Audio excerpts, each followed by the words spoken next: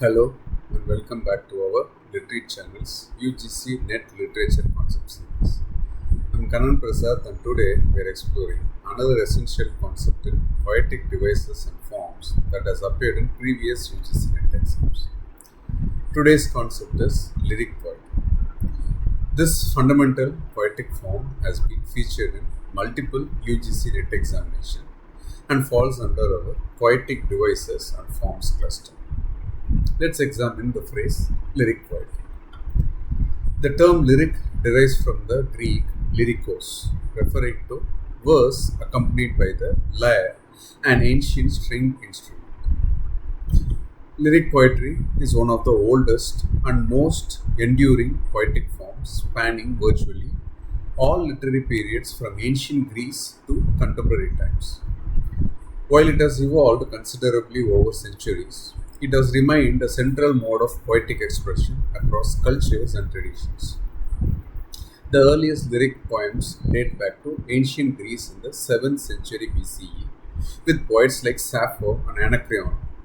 However, lyric poetry has evolved through various traditions, including classical Roman lyrics by Horace and Catullus, medieval troubadour songs, Renaissance sonnets like Sidney's Astrophel and Stella, romantic lyrics by Wordsworth and Keats, continues through modern and contemporary poetry, remaining a dominant poetic mode through all literary periods. Simply put, lyric poetry is a form of poetry that expresses the thoughts, feelings, and personal emotions of a single speaker, often in a musical or song like manner, focusing on subjective experience rather than narrative or dramatic action. Key features of lyric poetry include expression of personal emotions, thoughts, and sensations of a speaker. It's usually written in first person, creating an intimate voice. It often employs musical qualities through rhythm, rhyme, and sound patterns. It is typically shorter and more condensed than narrative or dramatic poetry. It tends to capture a single moment, emotion, or reflection rather than telling a story. It often employs vivid imagery and figurative language. It creates an impression of spontaneity and immediacy of feeling. For UGC NET, remember that Sidney's Astrophel and Stella is considered the first major English sonnet sequence and exemplifies Renaissance lyric poetry's focus on intense personal emotion expressed through sophisticated poetic forms. Let's explore how lyric poetry has evolved and been employed across different periods. In the English Renaissance, Sir Philip Sidney's Astrophel and Stella represents a landmark in lyric poetry. The sequence chronicles the speaker's passionate but unrequited love, as in sonnet number 1, and the verse goes as follows: Loving in truth and fain in verse my love to show, that she, dear she, might take some pleasure of my pain. Here, Sidney exemplifies the lyrics' focus on personal emotion while demonstrating the formal sophistication that characterizes Renaissance lyrics.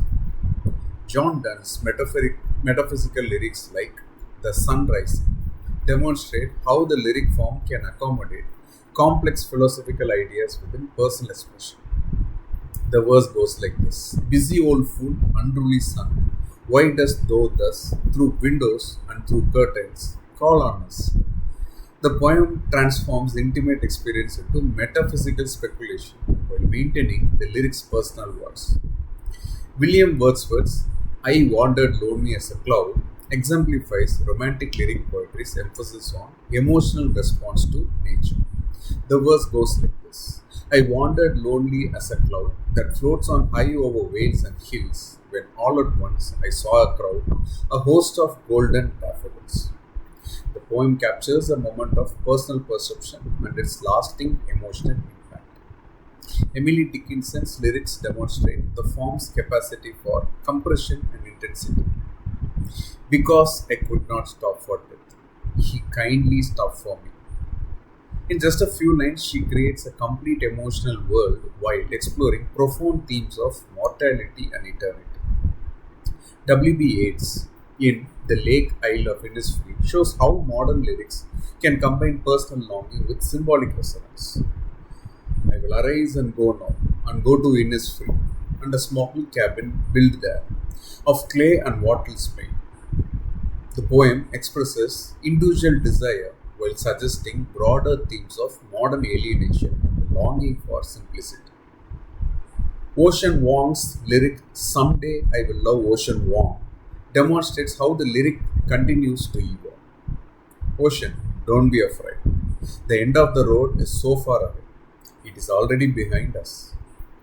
Here, the poem addresses the self directly, creating an intimate dialogue that characterizes modern lyrics' psychological complexity. Now, let's test your understanding with a quick quiz. Which of these best characterizes lyric poetry as a form? Option A, poetry that primarily tells a story with characters and plot development. Or option B, poetry that primarily expresses the personal emotions, thoughts, and perceptions of a single speaker. Take a moment to think about it. You may pause the video if you want. And the answer is B. Lyric poetry is characterized by its expression of personal thoughts, feelings, and perceptions, typically from a first-person perspective. Option A describes narrative poetry, which focuses on telling stories with characters and plot, a different poetic mode entirely. While lyric poems might contain narrative elements, their primary focus remains on subjective expression rather than storytelling. Remember, lyric poetry is a form that expresses personal emotions and thoughts of a single speaker in a musical or song-like manner, as exemplified in Sydney's Astrophel Stella, which pioneered the English sonnet sequence. For a UGC NET exam, be prepared to identify lyric characteristics and distinguish this form from narrative and romantic poetry. Questions shown in the video may or may not have been directly questioned in the UGC NET examination. I suggest and request that audience cross-verify the number of instances each term or concept appears. If there is an error, please check the description box for corrections. I also sincerely suggest that you may either watch the video in 0.75x or 1.5x for optimal viewing. In our next video, we'll explore another important concept from our cluster. Thank you very much for watching and supporting Literary channel. Please feel free to comment below on any queries that you may have about the terms in the video.